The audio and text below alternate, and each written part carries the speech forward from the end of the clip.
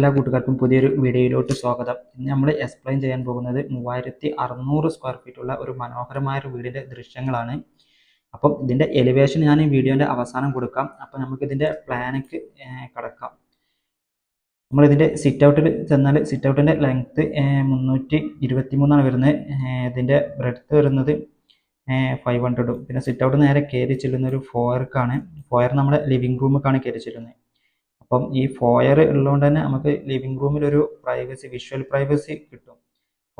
Living റൂമിൽ കൂടെ എല്ലാം നമ്മൾ ആക്സസ് കൊടുത്തിരിക്കുന്നത്. പിന്നെ വരുന്നത് ഡൈനിങ് ഹാളാണ്. ഡൈനിങ് ഹാൾ 640 630 സൈസിലാണ് വരുന്നത്. അത്യാവശ്യം സ്പേഷ്യസ് ആയിട്ടുള്ളൊരു ഡൈനിങ് ഹാളാണ്. പിന്നെ ഡൈനിങ് ഹാൾ നമ്മളൊരു കോർട്ട്യാർഡ് കൊടുത്തിരിക്കുന്നു.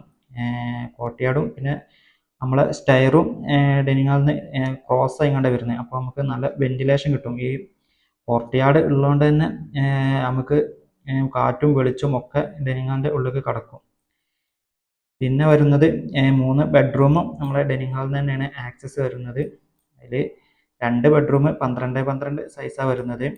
ഒരു ബെഡ്റൂം 360 350 സൈസാണ് വരുന്നത്. പിന്നെ നമ്മളൊരു കോമൺ ബാത്റൂം ഉണ്ട് ഈ ഗ്രൗണ്ട് ഫ്ലോറിൽ.